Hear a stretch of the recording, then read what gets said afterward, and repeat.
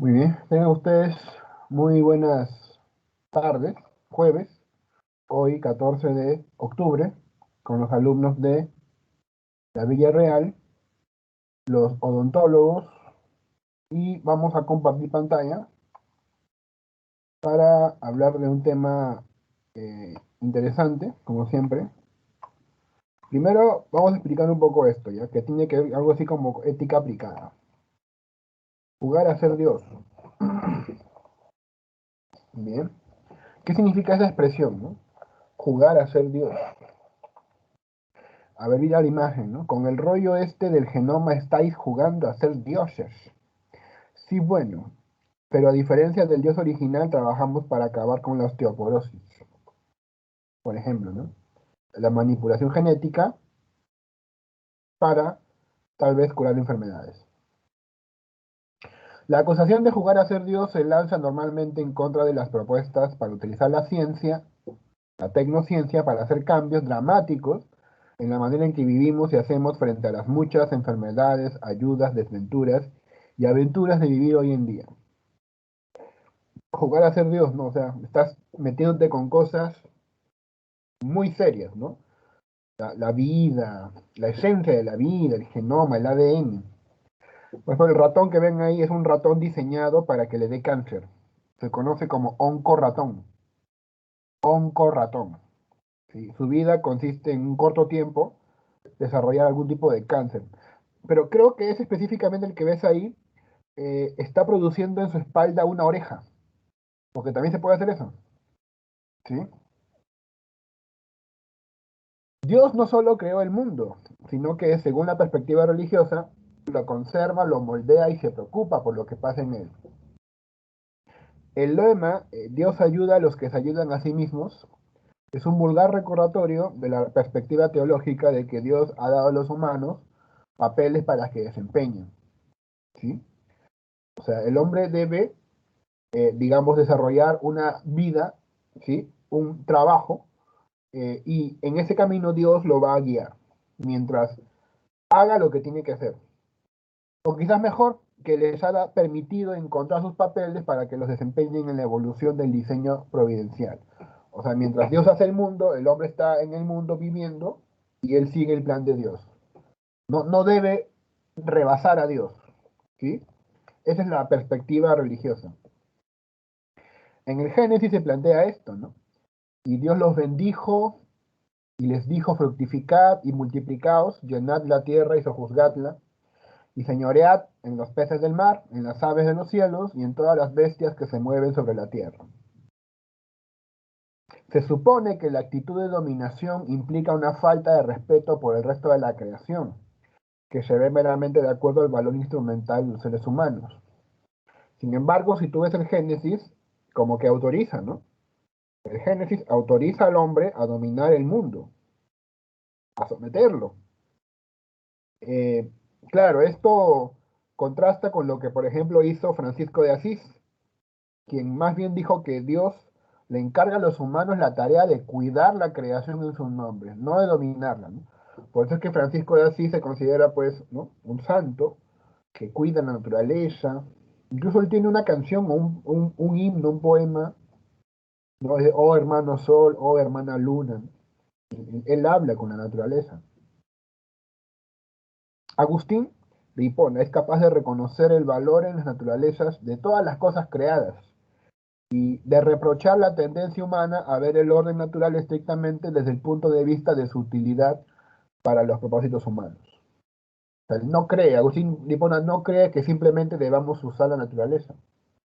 Perseguir fines humanos destruyendo insectos para obtener una mejor producción agrícola o modificando genéticamente las cosechas para que sean resistentes a las enfermedades podría incrementar las enfermedades en humanos. O sea, a veces no sabemos los resultados de la investigación, ¿sí? Podría ser que queriendo acabar con algún virus, generemos otro virus, ¿sí? Nadie sabe, por ejemplo, lo que pasaría, aunque ya están haciéndolo al parecer, si se cruzan los elefantes con los mamuts. Creo que hay un proyecto ya, ¿no? De cruzar elefantes con mamuts. ¿Podría eso hacer que estalle alguna especie de falla en la cadena ecológica, bueno, no lo sabemos, no lo sabemos. Lo cierto es que la naturaleza es caótica, ¿no? Y queriendo hacer algo, manipular algo, tal vez se desencadene otra cosa. Además, la dominación humana puede causar daño al medio ambiente y a los animales. Los extraordinarios logros de la creatividad humana en medicina, transporte, arquitectura, maquinaria para ahorrar mano de obra y comunicaciones, no parece concordar con la imagen de los seres humanos como meros guías o cuidadores de los que Dios nos ha dado, ¿no? Si simplemente siguiéramos lo que Dios nos manda, pues así nomás no haríamos nada, ¿no? Si solo se trata de hacer lo que Dios manda, no haríamos nada, ¿entienden? No haríamos nada. Eh, pero al parecer, según algunas ideas, el hombre vive en el mundo, pero de alguna forma participa en la creación. No solo pasivamente, sino que también modifica el mundo para vivir mejor en él.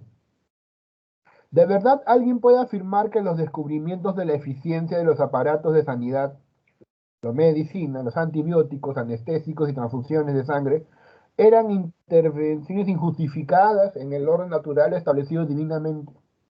Hay algunos grupos religiosos, por ejemplo, creo que son los evangelistas, que prohíben la transfusión de sangre, porque forma parte de su religión. Sin embargo, la transfusión de sangre en algunos casos puede salvar vidas. Pero ellos dicen, no, la sangre es sagrada, y si le toca morir, pues que se muera, ¿no? Es la voluntad de Dios. ¿Y cómo sabes tú la voluntad de Dios? Y si el hombre también puede participar en esa voluntad. Es un tema interesante cuando hablamos de la tecnología. Dios ha llamado a una colaboración creativa en la continua creación del mundo. Parece que esa es la idea que se acepta implícitamente.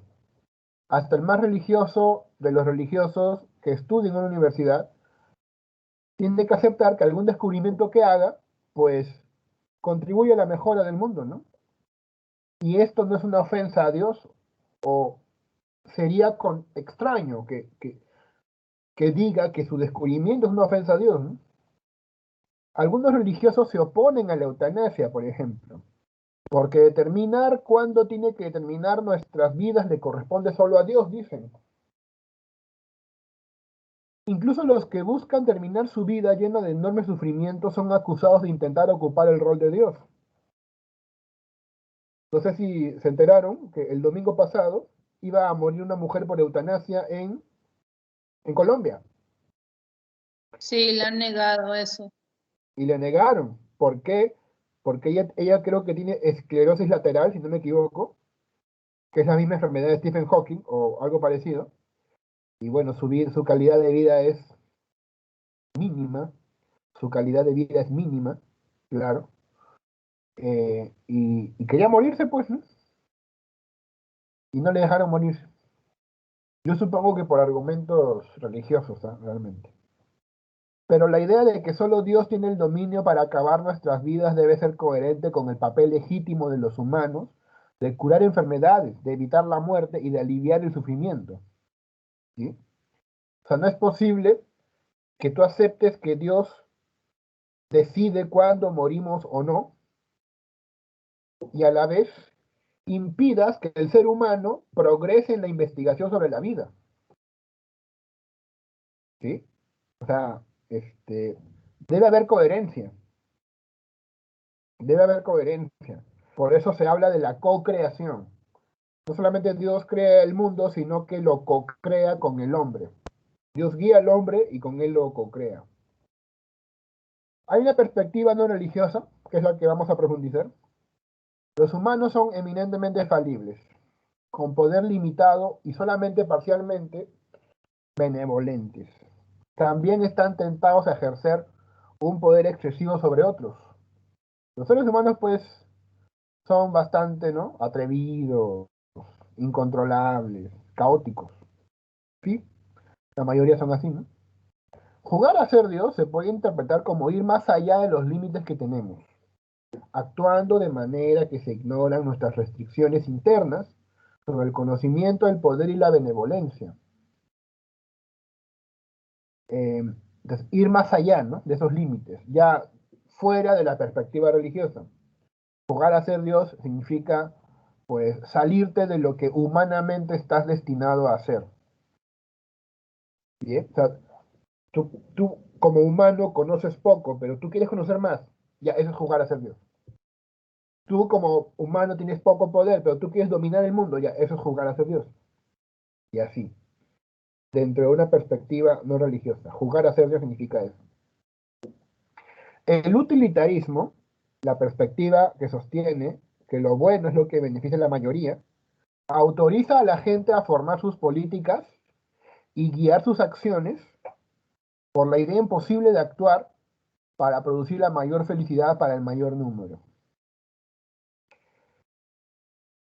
O sea, los utilitaristas quieren eso, ¿no? Quieren producir la mayor felicidad para el mayor número. Aunque esto es complicado, esto es difícil de hacer, pero ellos buscan eso. ¿Cómo se sabe qué acciones tendrán estos resultados felices? Eso es lo que en algún momento te comenté, ¿no? O sea, tú no sabes, aunque puedes creer que lo sabes, pero en realidad no sabes qué puede desencadenar tus acciones, ¿sí? No sabes tú, por ejemplo, ¿no? Te cuento algo interesante. Eh, Se inventó lo que es el vapear, ¿no? El vapear. Vapear es cigarrillo electrónico, que en realidad es un vapor, es inhalar un vapor, ¿sí? Se inventó esto para luchar contra la adicción al tabaco. Y lamentablemente, ¿en qué terminó?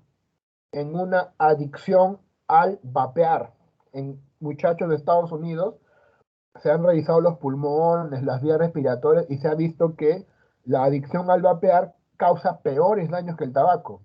Y esto es bien irónico, porque el vapear se inventó para que redujera el tabaco, la adicción al tabaco, y ha terminado en otra adicción. O sea, tú no sabes los inventos que logras, cómo van a terminar.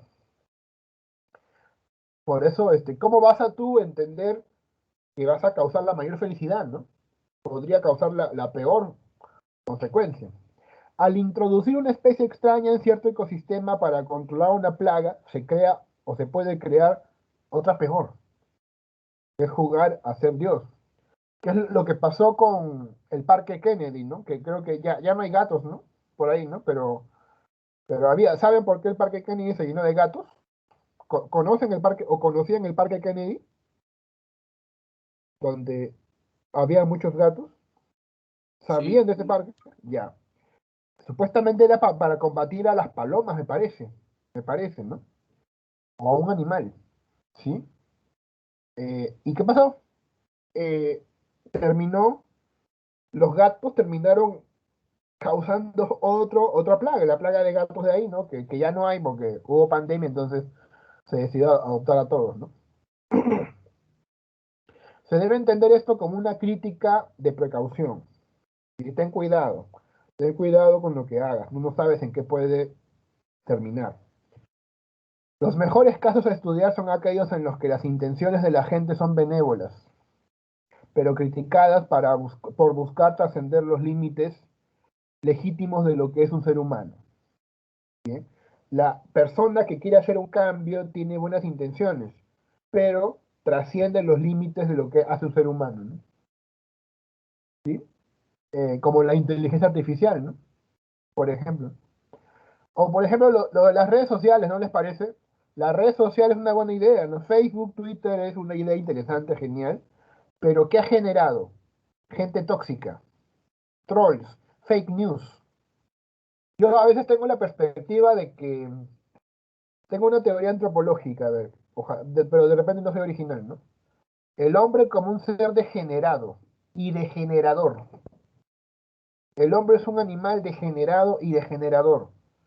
Las cosas del mundo le sirven o le podrían servir para mejorar su vida, pero él las usa para perjudicarse y perjudicar a los demás. ¿Eso en qué lo convierte? En un degenerado. Tengo esa idea, tengo esa hipótesis, ¿no? El hombre es un degenerado, el hombre, la mujer, el ser humano, un degenerado. Degenera las cosas, las lleva a su peor desarrollo. Como las redes sociales, te digo, es bonito, ¿no? Estar viendo ahí, ¿no? También vete a tu amiga que no la ves que está en Australia, ¿no? Quieres ver qué está haciendo. Y, mira, se ha ido con un canguro, se casó con un canguro. Mira, es que ella tenía un pensamiento bien extraño, ¿no? Ok, like por tu esposo canguro, ¿no? ¿Sí? Pero ha degenerado en tóxico, en gente tóxica. Claro, ¿no? Entonces aquí el peligro es jugar a Dios con los genes. En el 70, el teólogo de Princeton, Paul Ramsey, protestó en contra del optimismo de la genética en la transformación de la genética humana. Sí, manipular los genes humanos, decían, va a cambiar el mundo va a ser mejor, ¿no es cierto? Van a haber mejores humanos, ¿no? Sin enfermedades. Ya no van a haber chatos, así es. Ya no van a haber hombres o mujeres con nariz de mancocapa, ¿no? Así, mamaollas, ¿no? Ya no hay. Todos van a ser así, ¿no? Finitos, finitos. Uno de los objetos de sus críticas era la idea de que la ciencia podía y debía cambiar la naturaleza humana en sí misma. Claro, él decía, ¿no? La ciencia, ¿por qué debe cambiar la naturaleza humana? ¿Por qué simplemente no puede mejorar otras cosas? Es lo que decía él, ¿no? Un estudio de Derek Burke consideraba la introducción de un gen humano del factor 9, o mejor IX, que participa en la coagulación sanguínea de ovejas. Investigaba eso, ¿no? ¿Qué hizo, no? A las ovejas, ¿sí? En su genética le cambió un gen chiquitito, ¿no? Nada más, le cambió y la oveja creció y luego se murió, ¿no? Eso ya era una pequeña intervención. Tú lo veías a la oveja y era una oveja. Hacía lo que hacen las ovejas, ¿no? ¿Cómo hacen las ovejas? Así hacen, ¿no? Como el pata que hacía eso en televisión. Me, me, no me acuerdo quién era. Bueno, el proyecto se basa en inyectar óvulos de oveja fecundados con el gen. Una encuesta reveló que había un descontento generalizado entre el público, incluso con comer ovejas del programa que no contenían ningún gen innovador o genes innovadores inactivos. O sea, obviamente la gente se sentía rara, aunque la carne era igual, pero decían, no, esta ha sido manipulada genéticamente. Sí, pero mínimamente, ¿eh? Y la carne estaba igual. No, prefiero la oveja normal, ¿no? Ok, o sea, ya tienen miedo por eso, ¿no? Sí, ahorita tienen miedo por la vacuna nomás. Creen que la vacuna va a inyectarles chips. Chips Ahoy, de chocolate, ¿no? Chips Ahoy. Yo quiero mis Chips Ahoy. Y ya pues se asustan.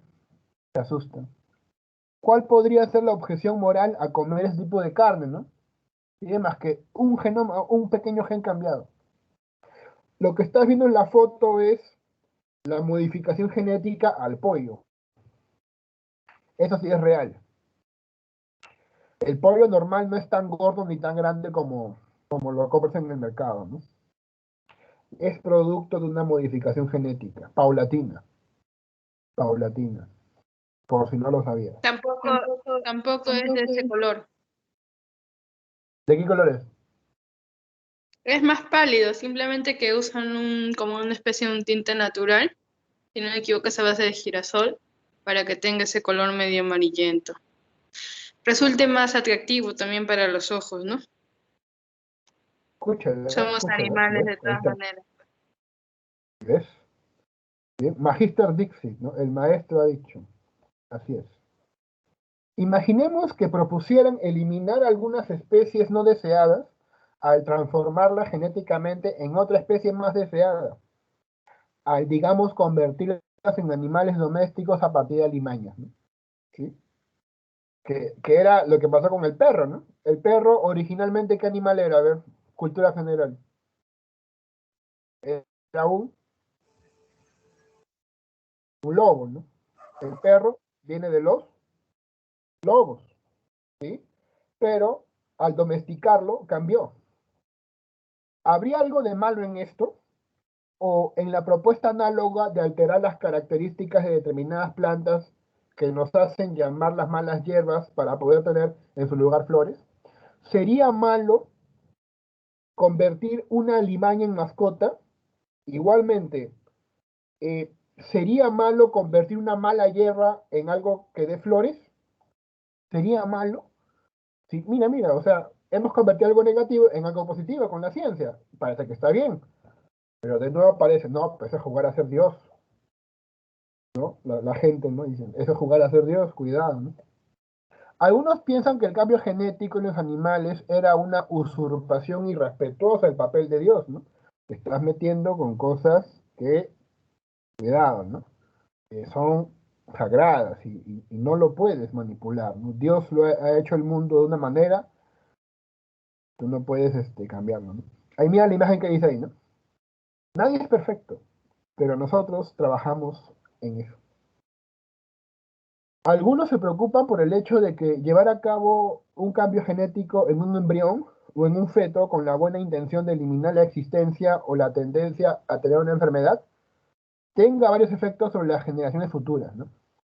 O sea, si manipulamos el genoma humano para que ya no haya Parkinson, por ejemplo, puede parecer bueno ahora, ¿no?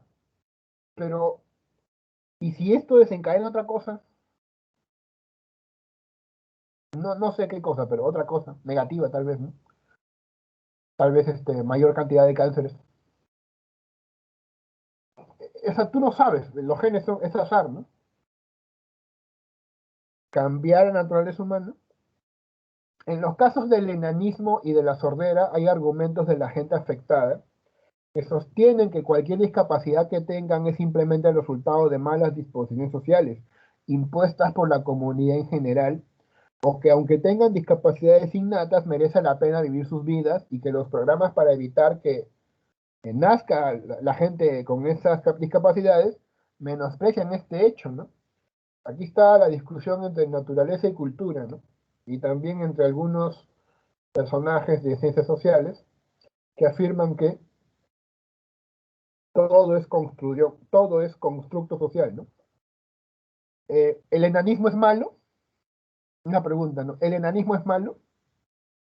La gente dice que en realidad no es malo, sino que es mal visto por cierto contexto social. Pero malo no es. ¿Ustedes qué opinan? ¿Es malo o no? ¿La sordera es mala o no? Hay grupos de personas sordas orgullosas de su sordera.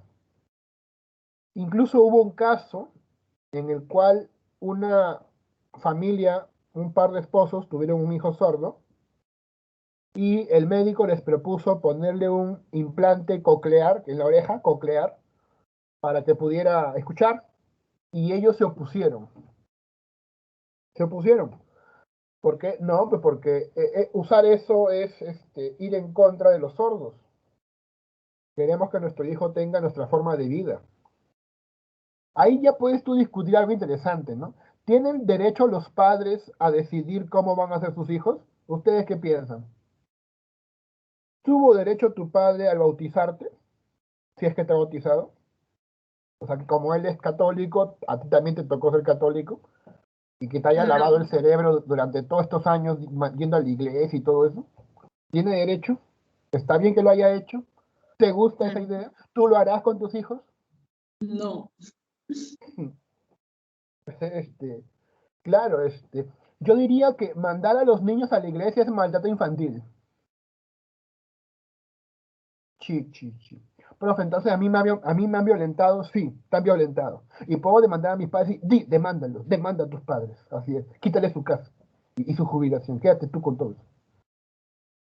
No, mentira, no hagas eso. ¿Eh? Bueno, no sé, o conversa con un abogado, no sé, ¿ya?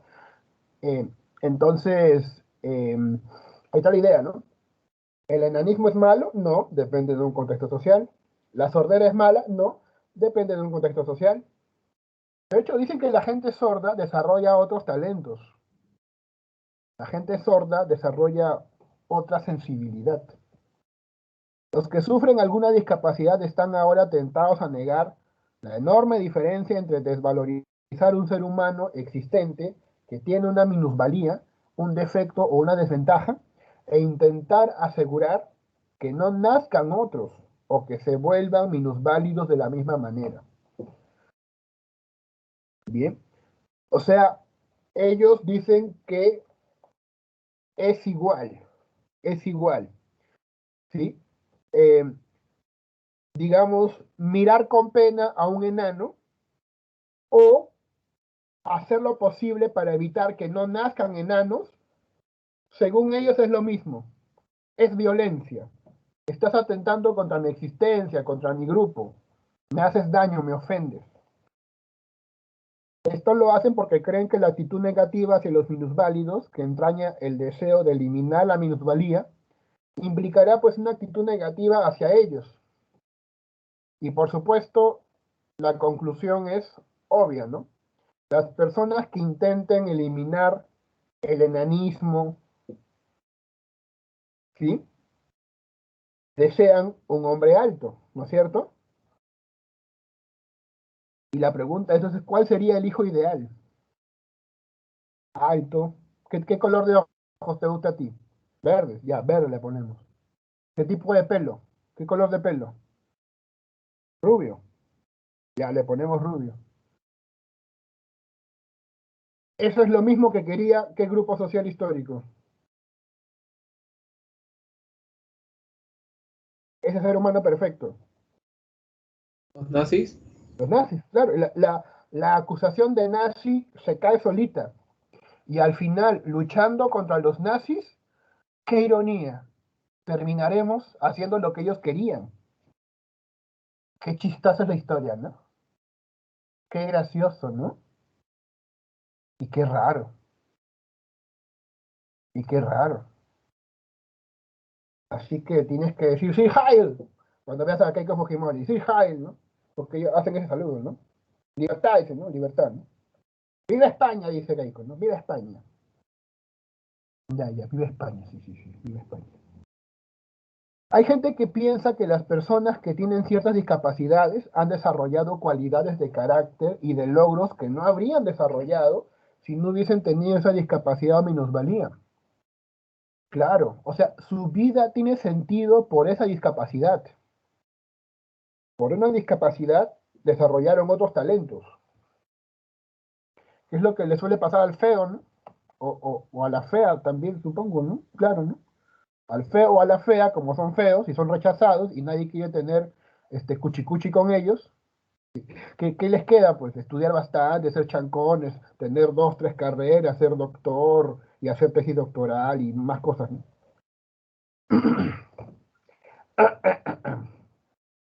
Claro, pues. O sea, en realidad la minusvalía sirve para otra cosa. Por eso, tan malo no es. Algunas cualidades valiosas, de hecho, podrían acompañar intrínsecamente a la discapacidad. Por ejemplo, lo que dicen de algunas personas que tienen síndrome de Down, ¿no? Que desarrollan calor emocional y falta de inhibición. No sé mucho si alguien de aquí conoce a un familiar con este tipo de personas, que tienen síndrome de Down, me refiero, si pueden confirmar eso, ¿no? Pero al parecer estas personas son muy sueltas y digamos que, no sé, pongo un ejemplo desde mi ignorancia, o sea, si te quieren abrazar, te abrazan, ¿no? Y fácilmente sonríen. ¿Es cierto eso? ¿Alguien sabe algo de esto o no? ¿Conocen a personas con síndrome de Down o a familias que tienen personas con síndrome de Down? No conocen, ¿no? Bueno, eh, pero por televisión que he visto, ¿no? Algo así hay, ¿no? Digamos que son tiernos, por ahí va, son tiernos, ¿sí? Entonces, si no fuera por ese síndrome de Down, no serían tiernos y no podríamos ver una ternura. Y ver una persona adulta así con esa ternura, pues no hace del mundo un lugar mejor. O no, o tú quieres eliminar los síndromes de Down. Pero ya en otros países se aborta cuando te dicen que tienes un hijo con síndrome de Down. Claro, Está permitido el aborto en ciertas zonas de Europa. en los países donde hay eso, claro, sí, por supuesto, ¿no? Lo que acabo de decir puede ser, digamos, una forma de dorar la píldora, ¿no? De repente para algunos, ¿no? Una forma de autocomplacencia, ¿no? O sea, bueno, pues tengo un hijo que tiene síndrome de Down, entonces voy a pensar bien mejor, ¿no? Porque si pienso yo que mejor lo hubiera abortado, creo que eso me daría más dolor de cabeza, ¿no?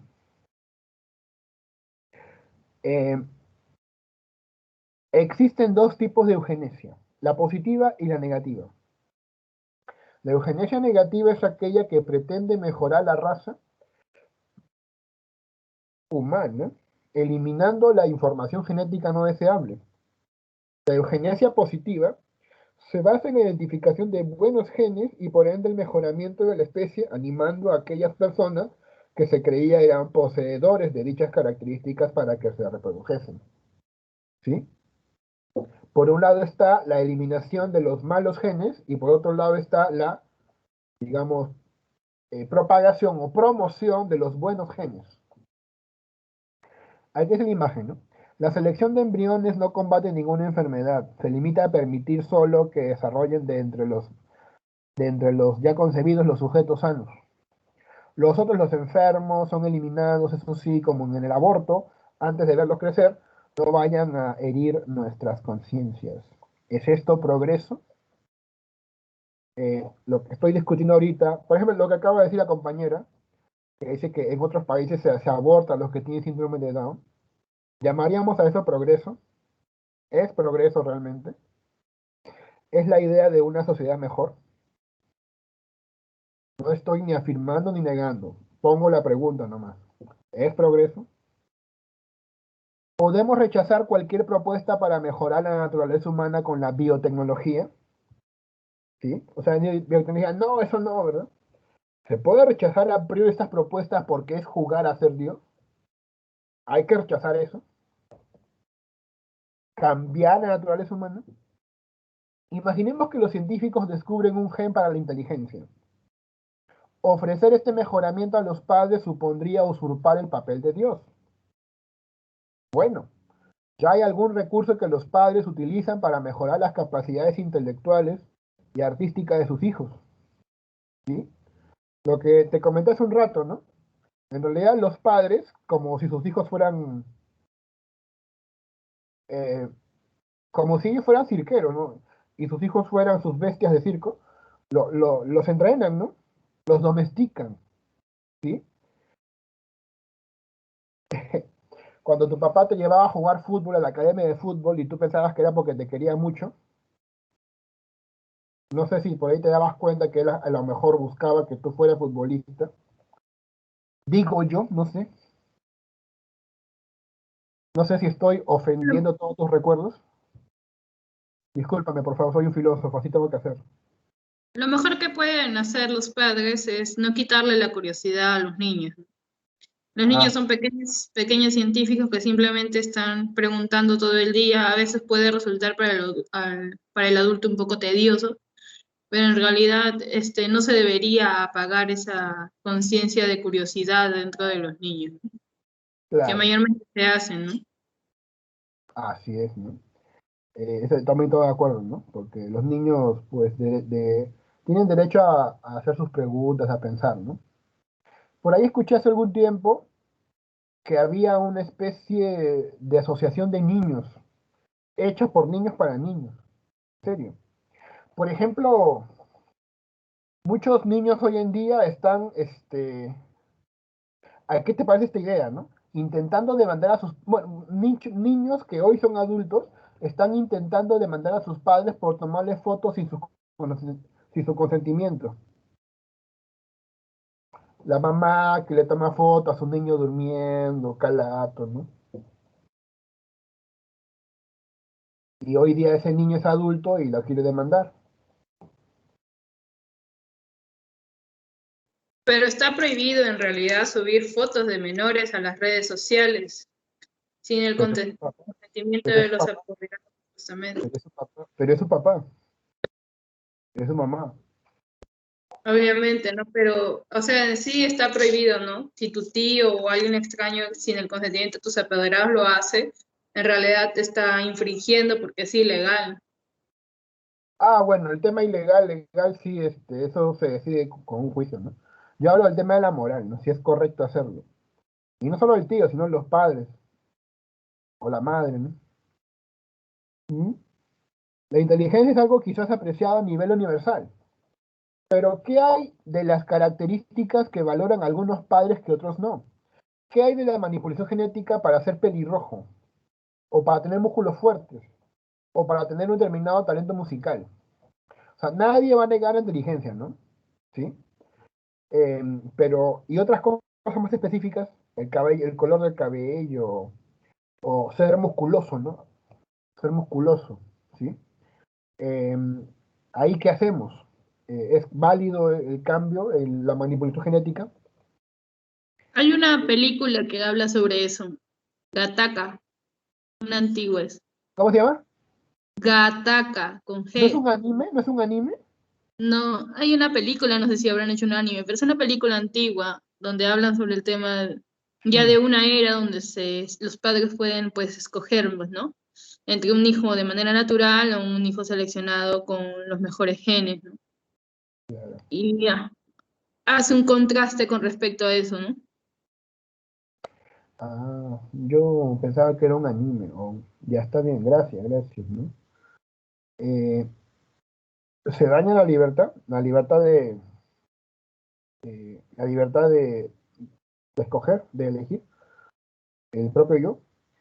Sobre el proyecto de bebés de diseño, o bebés a la carta, ¿no es cierto? Lo que le comenté a no sé quién, de este grupo creo, que existe la posibilidad de que tú puedas hacer tu bebé así como eliges un helado, ¿no? Si yo quiero este sabor, chocolatito, ¿sí? ¿No? Igual, ¿no? Ya este ojo, y este cabello, ¿no? Y esta nariz, ¿no? Así es.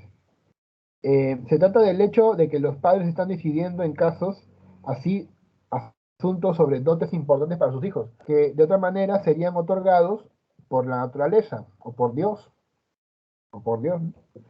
No es probable que los niños tan dotados tengan algún tipo de reclamación hacia los padres que eligieron de forma deliberada estos dotes y estas vías de orientación de sus vidas. O sea, no podrían reclamarles, digamos, o sea, ¿por qué me hiciste pianista, no? ¿Por qué me hiciste biólogo, no? Yo no quería ser biólogo, yo quería ser filósofo, ¿sí? Este, o sea, podrían reclamar los niños que violaron su libertad al decidir que ellos fueran así, inteligentes o qué sé yo, talentosos musicalmente. ¿Por qué podría tener una queja legítima una niña en contra de sus padres, quienes con intenciones benevolentes diseñaron genéticamente un talento musical para ella? ¿Sí? Claro, ¿no? Ellos decían, no quiero que mi hija sea cantante, ¿no? Y salió cantante, pero luego ella pues crece y tiene su crisis existencial, ¿no? Y dice, pero yo no quise ser cantante, yo quise ser, no sé, Claro, sin necesidad de una manipulación genética, bueno, yo no tanto porque trato de romper con eso bastante, pero la gran mayoría de adolescentes o jóvenes pues viven bajo los estigmas de sus padres, ¿no? Muchos, ¿cuántos realmente estudian una carrera porque el padre le dice pues estudia esta carrera, ¿no? Entonces ya lo hacen. O cuántos se casan o se meten con las personas que su papá se eligen simplemente por tratar de después de no tener problemas, ¿no? O sea, yo conozco mucha gente así, ¿no? En las familias todavía existen familias conservadoras, existen un montón de familias conservadoras y terminan haciendo para sus hijos lo que ellos desean sin necesidad de una manipulación genética. Ajá, claro, claro. Entonces, efectivamente, la gente, pues que claro, ¿no? Estudia una carrera porque ve que el papá le mete presión para que estudie esa carrera, ¿no? Claro, está dañando su autonomía.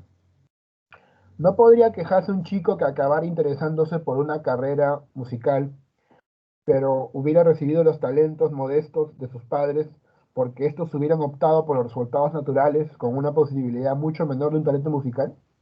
O sea, es lo opuesto, ¿no? Lo opuesto.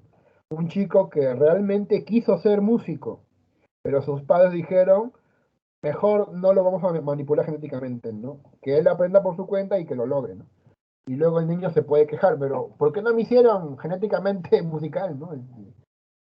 No, hijito, es que queríamos que por tu cuenta, ¿no? Y sigas eso, ¿no? Se daña la autonomía. Nos sentimos orgullosos de nuestro patrimonio natural respecto a la belleza, la gracia o la fuerza y probablemente deberíamos mostrar una actitud diferente hacia esos atributos, aunque fueran el producto de una intervención humana, ¿sí? Em, o sea, em, digamos que, ¿cómo te explico, no?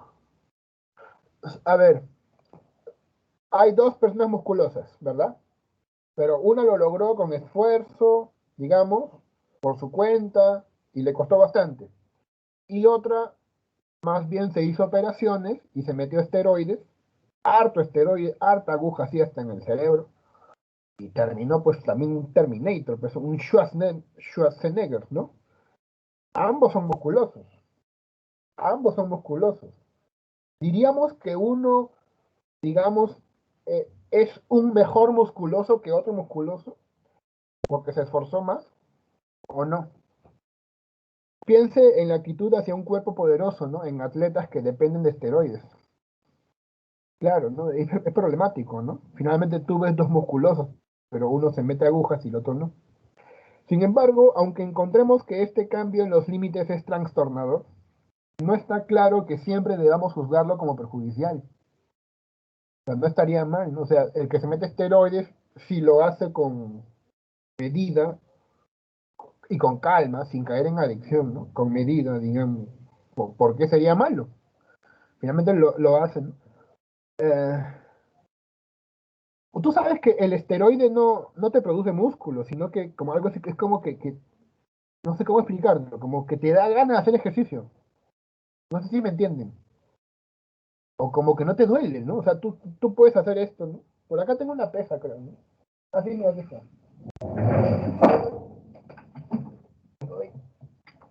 Acá tengo una pesa, mira, que no la cargo mucho, ¿ya? Y cuando haces pues el movimiento, ¿no? Por un tiempo, cansa el brazo, duele el brazo, te apuesto que Claudia sabe por qué, ¿no? Porque se acumula el ácido láctico, ¿me equivoco o no? No, ácido láctico no es. La miocina, algo así. ¿Tú sabes eso, no? ¿No? Bueno, cuando tú haces mucho ejercicio se acumula un ácido y eso es lo que te causa dolor, ¿sí? Te causa Ácido dolores. láctico. ¿Sí? ¿Eso es? Ya, bien. Y si te metes esteroides, el dolor no lo sientes. O lo sientes, pero lo puedes ignorar. Estás así, ¡guau! 20 horas haciendo, ¡ah! Y como loco, ¿no? ¿Sí? Y te sale un musculazo, pues, obviamente, ¿no? El músculo nace de herir ese tejido. El músculo, es así como lo ves en la foto, es producto de una herida. Por eso duele, pues. Han ido al gimnasio una vez y has acabado un día en el gimnasio con dolores por todo el cuerpo. ¿Por qué, por qué es heridas? Está bien. Nussbaum, una filósofa humanista actual, habla del cuento del rechazo de Odiseo a la oferta de la diosa Calipso, de ser inmortal y de adquirir un estatus divino, al rechazar el estatus superior de un dios. Claro, Odiseo rechaza a Calipso, ¿no? En la Odisea, ¿no? Lean ese cuento, es obra extensa. Al rechazar el estatus superior de un dios, Odiseo ve claramente los miedos y las incertidumbres que el cambio de estatus eliminaría, y ve los placeres que se le ofrecen, pero los rechaza por los riesgos y placeres que tiene la vida humana, ya que han formado su perspectiva moral. A Calipso le ofrece, ¿no? Podemos ser dioses, ¿sí? Te puedo convertir en un dios, ¿ya? Y Odiseo lo rechaza. Obviamente la Odisea es un libro educativo para el mundo griego, ¿sí? Y el mensaje es por ahí, valora la vida que tienes y no intentes ser como los dioses, porque no sabes cómo son y más allá de lo que tú pienses que tendrán una vida buena, en realidad tu vida tal y como la tienes es valiosa. ¿Ya? Es un libro formador. La Odisea y la Ilíada son libros educativos del mundo griego. Es como el coquito de ellos, el coquito, ¿no? Con eso aprendían, con eso escuchaban y aprendían.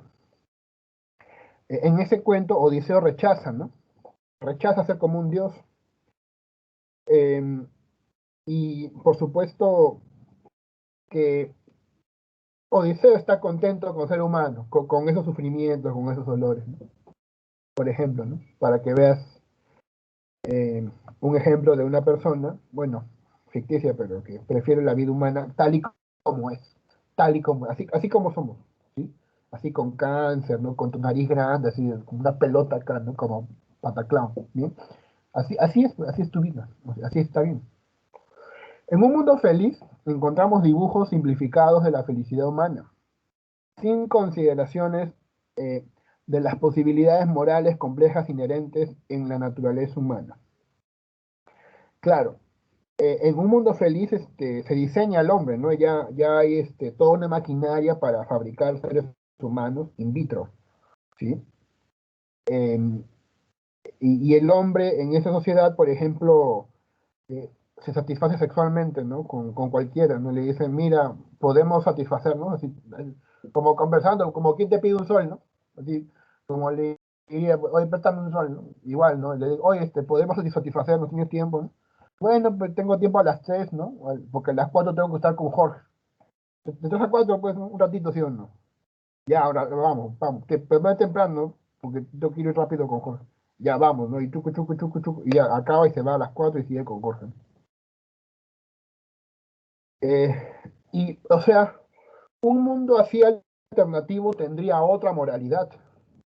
O sea, el cambio genéticamente de la genética humana, ¿sí? Implicaría muchos cambios más, ¿no? En la moralidad, por ejemplo, ¿no? Por supuesto, ¿no? Eh, Habría otra forma de entender la muerte también, ¿sí? A ver, una pregunta como para ir reflexionando, ¿no? E ir cerrando la sesión, que espero que les haya gustado. Eh, sí, sí, gracias. Gracias. Ya. Eh, a ver, te explico, ¿ya? Aquí tengo otro, pero no sé si lo haré. En vez de no lo hago, ¿ya? Eh, mm, ¿Tú crees que está bien que el ser humano pueda vivir para siempre? Que es el proyecto de la medicina en general, ¿no? Eh, una vez escuché que mis profesores discutían esto de filosofía, pues, ¿no? Y discutieron esto, ¿no? Que si el ser humano viviera para siempre, o pudiera vivir por un largo tiempo, digamos 500 años, no tendría sentido casarse. Se miraban entre ellos, ¿no? Y decían, ¿y por qué, no? Y discutían por qué, ¿no? ¿Por qué crees tú que la gente se casa? ¿O que tiene hijos?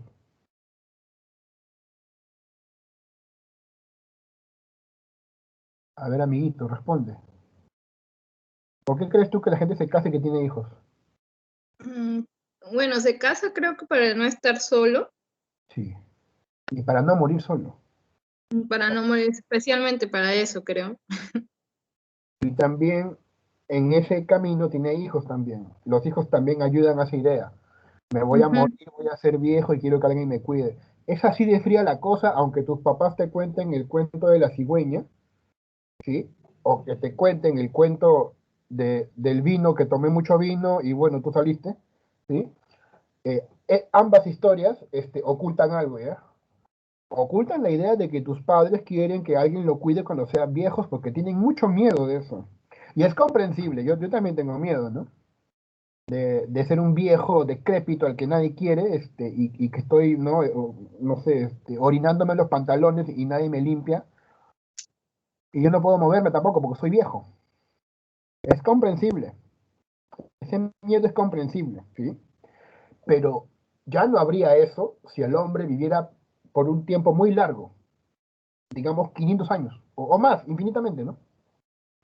No tendría sentido casarse, o tener más que una esposa en todo caso, ¿no? Tendrías varias. Eh, Ni tampoco tendría sentido tener hijos, al menos no con ese propósito. muchas de las cosas que conocemos cambiarían. ¿Se entiende? Bien, con ustedes tengo hasta 9:50, ¿no? Y justo llegué a mi hora pico. Entonces, señores, ¿alguna pregunta, alguna duda? No, No, ¿verdad? Bien, como Claudia es nuestra líder, es pensamiento Claudia, ¿no? Sir Hyde, Claudia. Sir Hyde.